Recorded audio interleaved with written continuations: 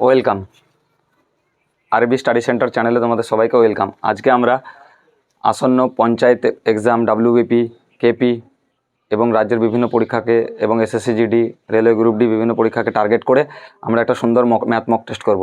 এখানে ম্যাথের কীভাবে অল্প সময়ে শর্টকাটে ম্যাথ করবে সেটা আজকে শেখাবো। দেখো, আমাদের প্রথম প্রশ্ন যে একটি ট্রেন 72 কিমি পার ঘন্টা গতিবেগে, একটি ট্রেন 72 কিমি পার ঘন্টা গতিবেগে 10 সেকেন্ডে একটি ল্যাম্পপোস্টকে অতিক্রম করে, তাহলে ট্রেনটির দৈর্ঘ্য কত? তাহলে একটা কথা বুঝি, একটি ট্রেন 72 কিমি পার ঘন্টা গতিবেগে, তাহলে 72কে আমরা কী করি গো, 72 গণিত 5/18, 72 গণিত 5/18, তাহলে কাটাকাটি করবো, 4 8 72, 4 5 20, তাহলে 1 সেকেন্ডে যায় কত, 20 মিটার। ট্রেনটি গেছে কত সেকেন্ড, 10 সেকেন্ড, তাহলে ট্রেনটির দৈর্ঘ্য কত, 10 20 200 মিটার। ট্রেনটির দৈর্ঘ্য 10 20 200 মিটার। এবারে 5/18 কেন করলাম? দেখো, একটা ট্রেন 1 কিমি মানে কত, 1000 মিটার। 1000 মিটার যায় কত সেকেন্ডে, 1 ঘন্টায়। 1 ঘন্টা মানে কত সেকেন্ড গো, 3600 সেকেন্ড। তাহলে এটা যদি কাটাকাটি করি, 0 0 0 0, তাহলে 5 দুগুণে 10, 18 দুগুণে 36, এই জন্য কী হচ্ছে 5/18, এর জন্য হচ্ছে 5/18। এবার যদি তোমরা এগুলোকে ডাইরেক্ট 20 10 15 কী করে হবে মনে রাখতে চাও, তাহলে আমি একটা ফর্মুলা তৈরি করেছি, ওটা দেখতে পারো। 9 মানে 2.5, 18 মানে 5, তাহলে 27 মানে কত, 27 মানে 7.5, মানে 9 9 করে বাড়বে আর 2.5 2.5 করে বাড়বে, তাহলে 36 মানে কত গো, 10, 45 মানে কত, 12.5, 54 মানে কত গো, তাহলে 54 মানে হচ্ছে 15। দেখো 9 9 করে বাড়ছে, 2.5 2.5 করে বাড়ছে, ঠিক আছে। দেখো 63 মানে কত গো, 17.5, তারপরে 72 মানে কত গো, 20। তাহলে দেখো এরকমভাবে যদি আমরা মনে রাখি, দেখো এই 72 দেখলে আমরা কি বুঝতে পারবো, এটা 20, তাহলে ট্রেনটি কত, 1 সেকেন্ডে 20 মিটার যাই, তাহলে 10 সেকেন্ডে কত মিটার যাবে, 10 গণিত 20, তাহলে 200 মিটার। তাহলে এই ফর্মুলাটা তোমরা মনে রাখবে। তাহলে 9 9 করে তোমরা বাড়াবে, তার সঙ্গে 2.5 2.5 করে যোগ হবে, ঠিক আছে। তাহলে এরকম ম্যাথ আর একটা তোমরা প্র্যাকটিস করবে। এখানে আমি দিয়ে দিলাম একটি ট্রেন যায় 54 কিমি পার ঘন্টা গতিবেগে, তাহলে এখানে দিলাম 20 সেকেন্ড। এটা স্ক্রিনশট নিয়ে নাও, দিয়ে এটা করে তোমরা কমেন্ট বক্সে অ্যান্সার দেবে। একটি ট্রেন 54 কিমি পার গতিবেগে গেলে 20 সেকেন্ডে একটি ল্যাম্পপোস্টকে অতিক্রম করলে ট্রেনটির দৈর্ঘ্য কত হবে, ঠিক আছে, বুঝতে পারলে?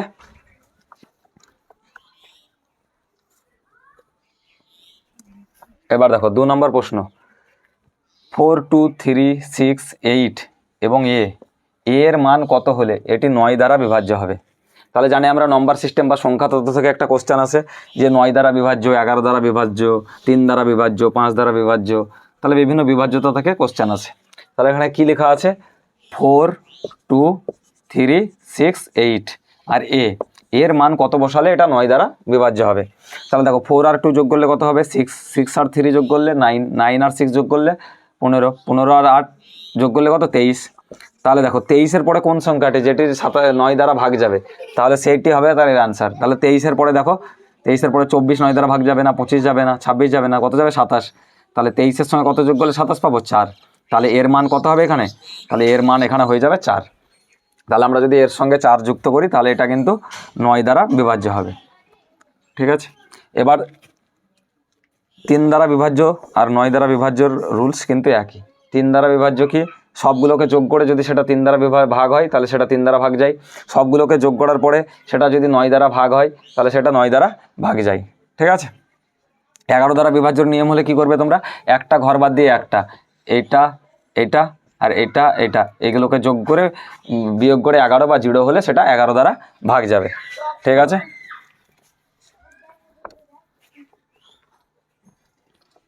এবার দেখো যে 12,000 টাকার 20% হারে 3 বছরের সরল সুদ কত হবে, বা সুদ আসলে কত হবে? তাহলে 12,000 টাকা, 12,000 টাকার 20% হারে 3 বছরের সুদ আসল, তাহলে 12,000 টাকার 3 বছরের সুদ আসল। একটা কথা মাথায় রাখবে, বছর আর সুদের হারকে সবসময় গুণ করে নেবে। তাহলে কি 3 আর 20, তাহলে 3 20 কত গো, 60, তাহলে 3 20 কত পেলাম আমরা, 60।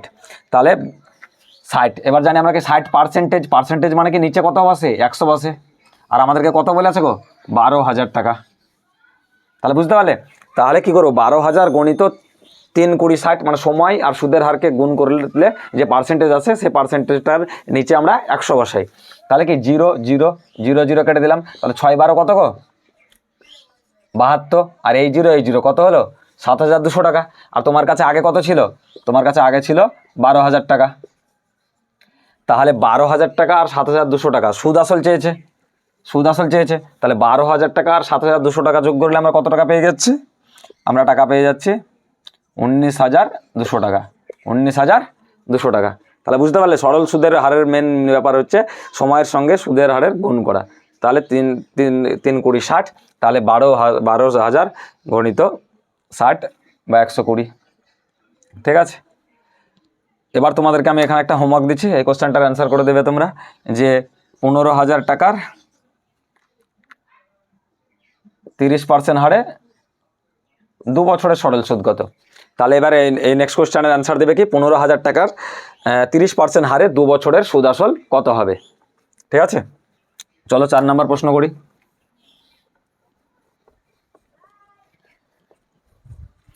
4 নম্বরে কি আছে দেখো, 2500 টাকার 20% হারে চক্রবৃদ্ধি সুদ কত হবে? তাহলে 2500 টাকার 20% হারে এখানে এটা নিয়ে নেবে 2 বছরের চক্রবৃদ্ধি সুদ কত হবে?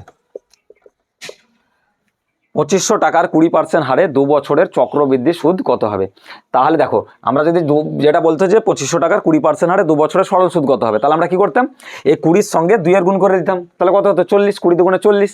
এবার 2540 কত? 4 25 100, 1000 টাকা। এটা মুখে মুখে হয়ে যেত, কিন্তু এটা মুখে মুখে সরল সুদ হলে হতো। চক্রবৃদ্ধি সুদ কী করে করবো? দেখো দেখো 2500 টাকা, এই যে 2500 টাকা এর কত পার্সেন্ট বলে আছে? 20%। তাহলে একটা কথা বুঝি, আমি কি শিখিয়েছিলাম তোমাদেরকে, এই পার্সেন্টেজের জন্য দুটো জিরো কাটা যায় সবসময়, ঠিক কথা।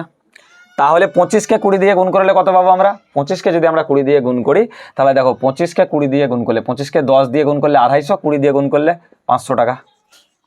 তাহলে 2500 টাকার 20% কত পেলাম আমরা? 500 টাকা। তাহলে এক বছরে যদি 500 টাকা পাই, আর এক বছরেও কি পাবো? 500 টাকা। তার কারণ সরল সুদ আকারে যদি ভাবি, তাহলে এক বছরেও যদি 2500 টাকার 20% 500 টাকা পাই, তাহলে 2 বছরেও 2500 টাকার 20% আমরা কত পাবো? 500 টাকাই পাবো। ঠিক আছে, তাহলে এবার কি এই সরল সুদ যে 500 টাকা পেলাম, সেই সুদের আবার 20% সুদ বের করতে হবে আমাকে। তাহলে এটা তো সরল সুদ, প্রথম বছরের সুদকে বলে সরল সুদ। আর দ্বিতীয় বছরের সরল সুদের যে পার্সেন্টেজ, সেই পার্সেন্টেজকে গুণ করলে তাহলে আমাদের চক্রবৃদ্ধি সুদ বেরোয়। তাহলে 500 টাকার 20% বের করবো, তাহলে 5 দুগুণে 10, আর পার্সেন্টেজের জন্য দুটো জিরো কাটা, তাহলে একটা জিরো, তাহলে কত? 100 টাকা। দেখো 500 টাকার 20% বের করলে কত? এই যে পার্সেন্টেজের জন্য দুটো জিরো কাটা, 5 20 100। তাহলে তোমার কাছে প্রথমে ছিল 500, তারপরে বছর পেলে 500, 1000 টাকা, আর 100 টাকা হচ্ছে কি সুদ। তাহলে মোটে কত হয়ে গেল? 1100 টাকা সুদ। মোটে 1100 টাকা সুদ পেয়ে গেলাম। তাহলে চক্রবৃদ্ধি সুদ কত হয়ে গেল? অ্যান্সার 1100। চক্রবৃদ্ধি সুদের অ্যান্সার হয়ে গেল 1100। বুঝতে পারলে?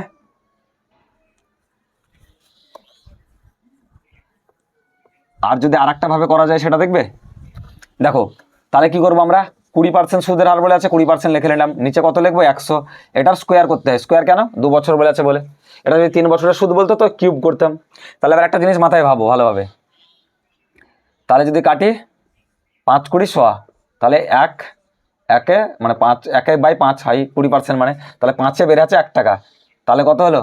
6/5 তার স্কোয়ার। 5 টাকার কারণে তুমি 1 টাকা সুদ পেয়েছো, তাহলে তোমার কত হলো সুদ আসল? 6 টাকা। 1/5 মানে, তাহলে 6 স্কোয়ার কত গো? 36। 5 স্কোয়ার কত? 25। এবার একটা কথা বুঝো, 25 মানে কত বলে আছে গো? 2500। তাহলে তুমি দেখো 25কে 100 দিয়ে কাটলে 2500, তাহলে এটা কত হলো? 3600। এবার দেখো 3600 আমাদের সুদ আসল বেরিয়ে গেল। তাহলে 2500 থেকে যদি 3600 বিয়োগ করি, তাহলে আমরা কত অ্যান্সার পাবো? 1100। এভাবেও করতে পারো, আমার ওই নিয়মটাও সহজ। আবার যদি তোমাদের এটা সহজ লাগে তাহলে এইভাবে করতে পারো, যেটা সহজ মনে হবে সেটা করতে পারো।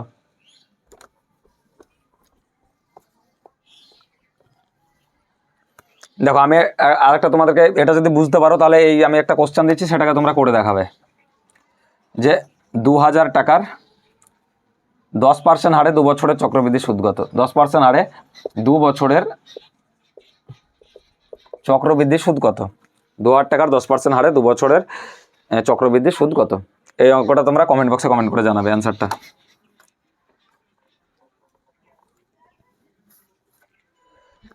দেখো কি বলেছে 5 নম্বর প্রশ্ন। দেখো একটি দ্রব্য 2400 টাকায় বিক্রি করে, তাহলে একটি দ্রব্যকে 2400 টাকায় বিক্রি করে 20% ক্ষতি হয়।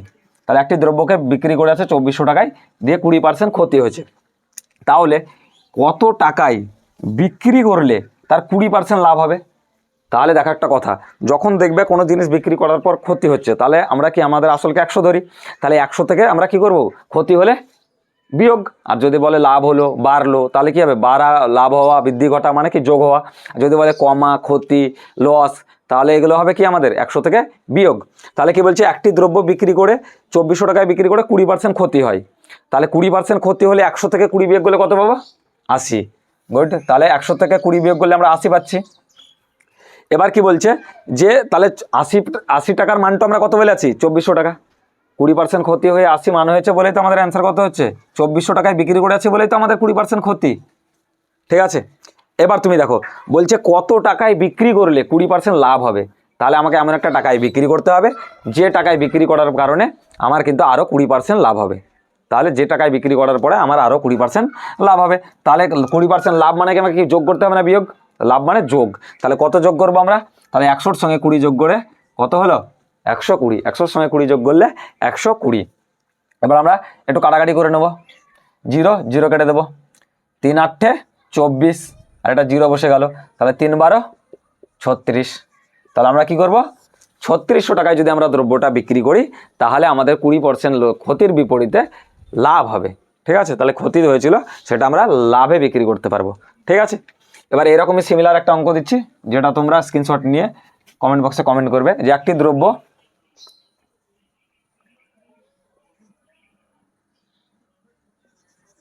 3600 টাকায় বিক্রি করায় 10% ক্ষতি হয়, কত টাকায় বিক্রি করলে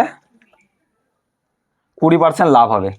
তাহলে কি এই কোশ্চেন, কোন কোশ্চেনটার অ্যান্সার দিবে তোমরা, যে একটি দ্রব্যকে 3600 টাকায় বিক্রি করে 10% ক্ষতি হয়, তাহলে কত টাকায় বিক্রি করলে দ্রব্যটি 20% লাভ হবে। তাহলে এটার অ্যান্সার তোমরা কমেন্ট বক্সে দেবে। হ্যাঁ, তাহলে একটি দ্রব্যকে আমরা যখন 3600 টাকায় বিক্রি করছি তখন কিন্তু 10% ক্ষতি হচ্ছে, তাহলে কত টাকায় আমরা বিক্রি করব, বিক্রি করার পর সেটা আমাদের 20% লাভ হবে।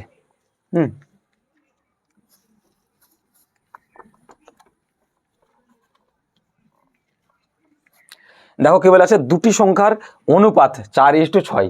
তাহলে দুটি সংখ্যার অনুপাত বলে আছে 4:6, দুটি সংখ্যার অনুপাত 4:6। তাদের গসাগু 8 হলে, তাদের যদি গসাগু 8 হয় তাহলে লসাগু কত হবে। তাহলে দেখো দুটি সংখ্যার অনুপাত বলে আছে, তাহলে দুটি সংখ্যার অনুপাত যদি বলে দেয় আর তাদের গসাগু যদি বলে দেয়, তাহলে যে লসাগু যেটা হবে সেটার ডাইরেক্ট অ্যান্সার কী হবে, দেখো সেই সংখ্যা তিনটাকে পরপর গুণ করবে। কি করবে, 4 গুণ করবে, গণিত 6 গুণ করবে, গণিত 8 গুণ করবে। ঠিক আছে, দুটি সংখ্যার অনুপাত যে বলে আছে 4:6, তার সঙ্গে যদি তাদের গসাগু বলে দেয়, তাদের লসাগু বের করার সূত্র হচ্ছে সংখ্যা তিনটির গুণফল। যে সংখ্যা দুটির অনুপাত থাকবে তার সঙ্গে যে সংখ্যাটি থাকবে সেই সংখ্যাটির কিন্তু গুণফল করতে হবে। তাহলে দেখো 4 6 কত, 24। এবার 24কে আমরা যদি 8 দিয়ে গুণ করি তাহলে কি হবে, 24 গণিত 8। এবার গুণটা কী করে করবে, দেখো 24কে 20 ধরে নাও, 2 মানে 20, তাহলে 8 20 কত, 160, আর 4 8 32। তাহলে 160 আর 32 যোগ করলে আমরা কত পেয়ে যাব, 192। তাহলে এরকম যদি কোশ্চেন থাকে যে দুটি সংখ্যার অনুপাত বলে দেওয়া থাকে 4:4:6, তাহলে তাদের গসাগু 8 হলে লসাগু কত হবে। তাহলে এরকম যদি কোশ্চেন থাকে তাহলে আমরা কি করব, যে সংখ্যা তিনটি থাকবে সেই সংখ্যা তিনটিকে কিন্তু পরপর আমরা গুণ করে দেবো। এই সংখ্যা কী ছিল, 4:6, তাহলে 4:6 লিখে নিলাম। তাদের গসাগু কত বলেছে, তাদের গসাগু হচ্ছে 8, তাহলে তার সঙ্গে 8 কিন্তু আমরা গুণ করে নিলাম, তাহলে লসাগু বেরিয়ে গেল। ঠিক আছে, এটা কিন্তু একটা ইম্পর্টেন্ট কোশ্চেন। ঠিক আছে, তাহলে দুটি সংখ্যার গসাগু যদি বলে দেওয়া থাকে, তার সঙ্গে যদি দুটি সংখ্যার অনুপাত বলে দেওয়া থাকে, গসাগু বলা থাকে, তাহলে তিনটি সংখ্যার গুণফল করবে, তাহলে সেটাই হবে তার অ্যান্সার। এবার আমি তোমাদেরকে একটা হোমওয়ার্ক দিচ্ছি, সেটা তোমরা অ্যান্সার করে দেবে আমাকে। দুটি সংখ্যার অনুপাত 4:6 জায়গায় যদি 6:8 হয় আর তাদের গসাগু যদি 12 হয়, তাহলে তাদের লসাগু কত হবে। এটাও অ্যান্সার তোমরা কমেন্ট বক্সে দেবে। ঠিক আছে, তাহলে আজকে এখান থেকে আমাদের কী কী মনে রাখতে হবে, যে সরল সুদের অঙ্ক যদি দেয় তাহলে আমাদের কী হবে, সময় এবং সুদের হার গুণ করতে হবে। যদি বিভাজ্যতা 9 বা 3-এর বিভাজ্যতা দেয় তাহলে কি সবগুলো যোগ করে সেগুলো 3 বা 9 দ্বারা যেন বিভাজ্য যায় সেরকম বিভাজ্য দেখতে হবে। চক্রবৃদ্ধি সুদের যদি কোশ্চেন দেয় 2 বছরে, তাহলে কি আমরা তাদের মাথায় স্কোয়ার চাপাবো, স্কোয়ার চাপিয়ে বের করবো এক, আর না হলে 2 বছরে সরল সুদ বের করে নেবো, দিয়ে দ্বিতীয় বছরের আবার সুদের সুদ বের করে নিয়ে চক্রবৃদ্ধি সুদ করে নেবো। আর যদি ট্রেনের গতিবেগ দেয়, যদি 72 কিমি বা 36 কিমি বা 54 কিমি, এগুলো কি বললাম যে 9কে আড়াই ধরে নেবে, দিয়ে গুণ করে দেবে, বা 5/18 দিয়ে গুণ করে নেবে। 72কে 4 18 72, 4 5 20, 18 দুগুণে 36, 5 দুগুণে 10, এভাবে বের করে নেবে। ঠিক আছে। আর যে কোশ্চেনগুলো তোমাদেরকে দিলাম সেগুলোর অ্যান্সার তোমরা কমেন্ট বক্সে দাও। যদি এই ভিডিওটা ভালো লেগে থাকে তাহলে অবশ্যই একটা লাইক, কমেন্ট, শেয়ার ও সাবস্ক্রাইব করবে। এবং এই চ্যানেলে অনেক আরও ম্যাথ, জিআই, জিকে, জেনারেল সায়েন্সের ভিডিও রয়েছে, সেগুলো যাও দেখো, এবং ভালো লাগলে এই চ্যানেলটিকে সাবস্ক্রাইব করো। Thank you.